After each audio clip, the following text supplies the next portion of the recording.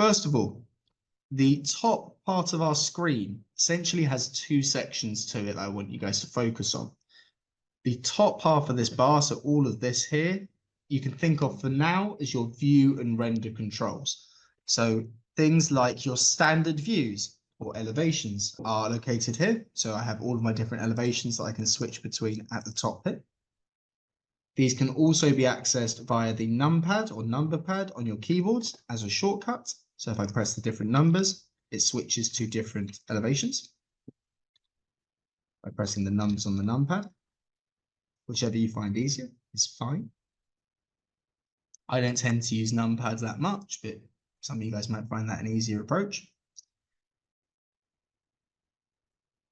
There are a lot of options on Vectorworks, as you can see, especially at the top, on the top bar of the screen. But for now, we're looking at the elevations on that side, as well as just underneath it, the perspectives, which is this button here. So different perspectives you can look at your model from. Now, some of you might be familiar with this just because we have a lot of people who have just done SketchUp with, but to give you an explanation again, the orthogonal view is as if you were looking at something with no field of view or peripheral vision. Everything above that means your camera angle gets wider and wider. So this, for example, is your front view on orthogonal. If I were to do a wide perspective, this is also front view, but with a wider camera angle. So the rule of thumb here is, generally speaking, the tighter the space, the wider the camera needs to be, is the idea with perspectives. So if you're viewing a very small room, you need a very wide camera angle to get everything in shot.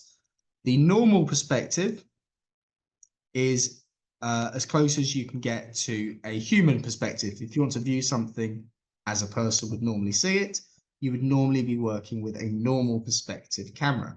However, the wide perspective is still feasible and won't tend to distort your view too much. There is also a custom perspective underneath that where you can do increments that are wider or thinner field of views from that. So essentially, as it says on the tooltip there, the lower value you enter, the wider your perspective. So if you go all the way down to 1, you're going to get a very distorted, very wide angle camera. So if you want to slightly tweak it, you can tweak it to get the perfect camera angle that you would like to use. We're not going to worry too much about oblique camera angles right now because they're not going to be particularly important. And to be honest, it's going to cause more confusion than anything else. They are also perspective views, just in a slightly different format. So I would recommend, if you would like to use oblique camera angles, then that can be a little bit of homework in between sessions to have a look into them. But essentially, you're splitting it into orthogonal, which is no perspective, and your narrow, normal, and wide, which are your field of view perspectives. Like I said, a lot of this may be fairly similar depending on what the background you're coming from in terms of your software history usage. So these are the two main view controls we are going to be using at the top here. The other thing I would like you to bear in mind in terms of this bar at the top is the little teapot symbol. This is your render mode that you are currently using. Now, there are two default render modes in Vectorworks that you can switch between, and those are shaded and wireframe. So wireframe is basically X-ray view. All of the faces become see-through. It can be useful in certain examples. If you want to see the interior of a drawing or what you're trying to do, wireframe could be quite cool. However, to be honest, I don't tend to work in it that much. I think a lot of the time, especially with more complex applications, it's more confusing than anything else. So most of the time you want to be in shaded render mode. There are a number of different render styles. Now, we're not that interested in rendering, especially at this point in the course. That's more of something we go on to in an intermediate to advanced approach. However, to give you a quick breakdown, under RenderWorks styles, there are a load of presets that you can explore later on with your own models. Things like artistic RenderWorks styles with like pencils, paintbrushes, pens, that sort of thing, if you want to do a sketch, or realistic render modes if you want to have a more realism approach to your visuals. where you can do lighting, high quality textures, reflections, all that sort of thing. And you will also notice Redshift at the bottom if you're on one of the newer versions of the software.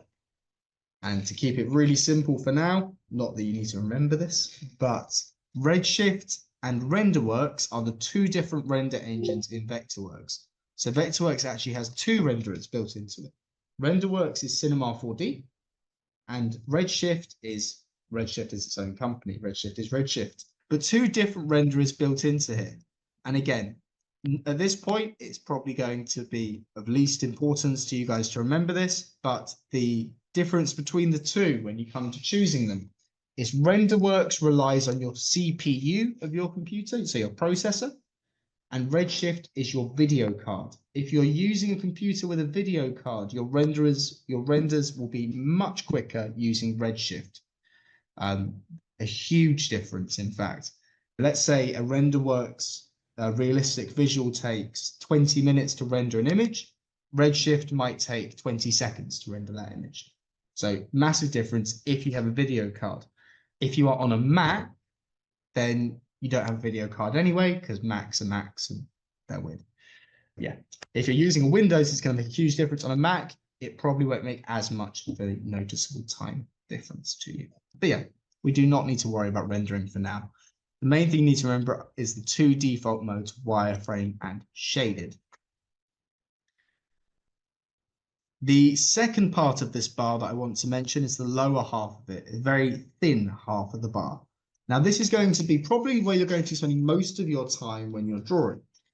So there's only a few options here at the moment, but you'll notice as I switch tools, the options there change. So this is called your option bar or your mode bar. Now, any options with the current tool you are using are always displayed on this section of the bar there. For example, if I click on, let's say, a rectangle, all of my rectangle options now appear on that bar here. So if ever a tool you're using isn't doing what you expect, or you want to change the settings it's working with, you're going to be looking at this left-hand section of your screen at the top. This is your option bar. In practice, I will keep mentioning all of these things. You're not expected to memorize them. I just want to familiarize you a bit with what's going on here. So options and views at the top, and then just underneath it is your mode bar or option bar for the settings of the tool you are currently using. So we have our standard views, like we said, or elevations, and we have our different perspectives we're going to be working with. Now I'm going to talk you through the camera controls that you're going to be needing, and then you guys can have a little play around with it. So the manual controls you guys need to know about, very similar to a lot of programs. There are three. The first is fairly simple. It's zooming. So the only things you need to know about zooming are, first of all, it zooms in wherever you're hovered. So you put your cursor over your target and zoom in and out on that spot. The other thing about zooming is at the top of your screen here, there is a fit to objects. If you're ever too far zoomed in or zoomed out, that will get you back to where you need to be. Because it's a very common problem when you first start using 3D. People end up in the void of not seeing anything. Happens all the time. So zooming, fairly simple. There's not too much you have to worry about. The other two modes you're going to be using are pan and orbit. So these can be accessed on the basic tool palette with this tool and this tool here. You have the pan tool, which is the hand, and then you have the flyover tool, which I always call orbit, but I suppose it's called flyover. And you can either click on them and access them via that basic tool set. The pan tool will move your screen left, up and down. And the orbit tool will move your camera, so rotate your camera. Now, there are a few things you guys need to know about this. So I'll show you these options and then I'll let you guys have a play around with it. The first thing you need to know is that you can access all of these via the roller on your mouse. So as with any design software, much easier and quicker to access any of these camera controls via the roller on a mouse. If you don't have a roller mouse, get one. It's going to make your life easier. So to pan, you hold Shift and push the roller down, and that will pan your camera. And it means you don't have to switch in and out of different tools that you are using. You can also click the roller down and use left mouse button instead of holding shift if you want to. So it saves you having to use your hand on the keyboard.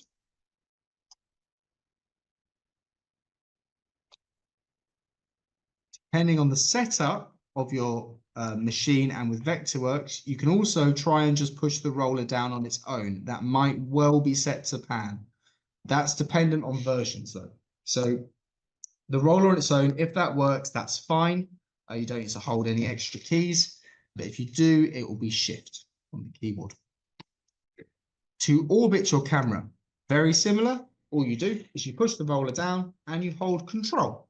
So control and the roller will orbit your camera. Right. So the three functions you need are zoom and orbit.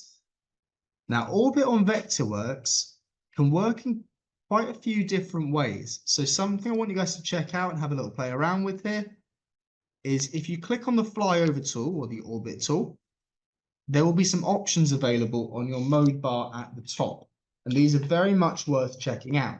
There are basically three different functions you can use, or three different ways you can orbit the camera. And they'll significantly affect the efficiency that you are drawing at. So the first of them is view center mode. So this little tool here.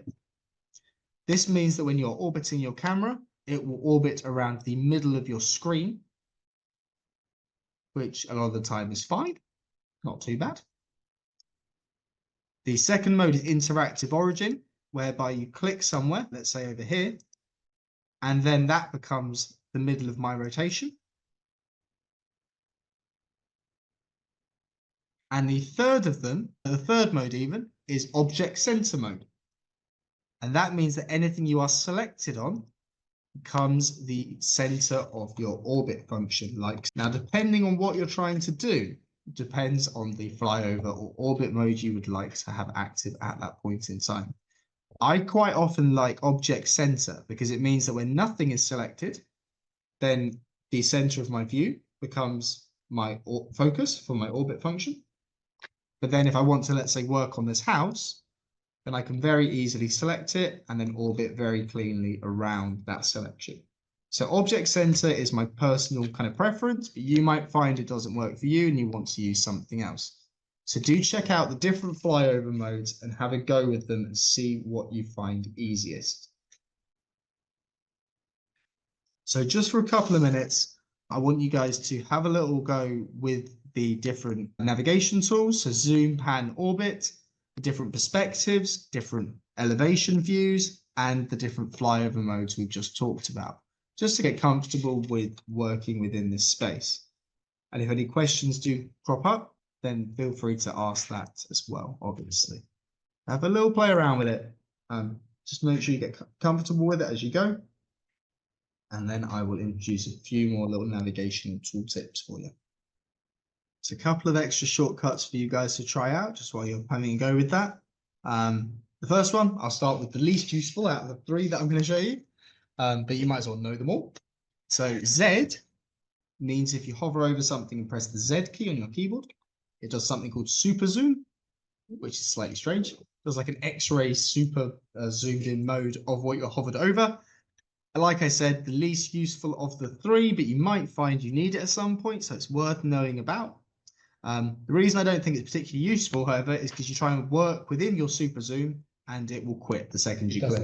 Yeah. So I've no idea why it's particularly useful, but let's say you've got a large site and you want to quickly zoom in and show someone something, could be useful. The other two are quite useful, however. So the second thing that I want you guys to have a go with is the letter B on your keyboard. This works in both plan view, so 2D and 3D view. So holding B activates the X-ray magnifying glass. This is very useful. So in 3D, it's pretty cool. As you can see here, I can see inside in X-ray view anything I want to show the internals of. So if I was quickly zooming around here and I was talking to the client about, let's say, a staircase in this property, I could just hold B and they could see this staircase that I'm now visualizing on my screen. This is going to be something we're going to use an awful lot because in top plan view, so your 2D view, this is going to be crucially important Now, the reason is when you have a floor plan and you draw over the top of it, you need to see underneath it. Or if you have lots of layers of a building and you want to quickly see through all of the superstructure of that building, holding B will give you an X-ray view of what's underneath. So in this example, I can see through the roof to see through to the first story of this building just by holding the letter on the keyboard. It's very, very, very useful. We will be using that a lot. So B is your X-ray magnifying glass. Super. Cool.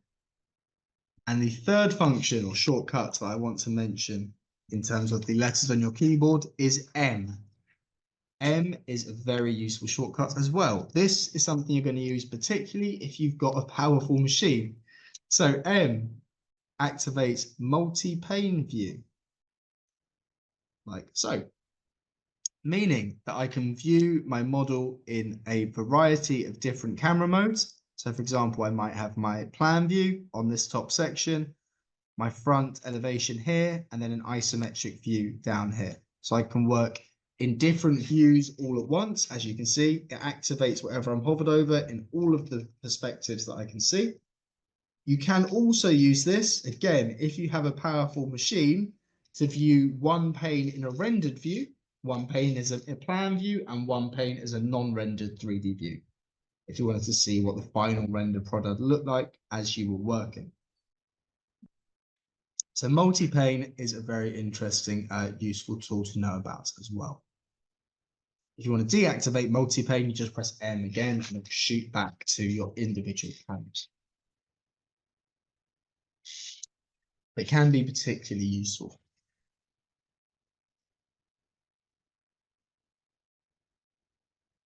But again, it will use more processing power, so that's something worth bearing in mind.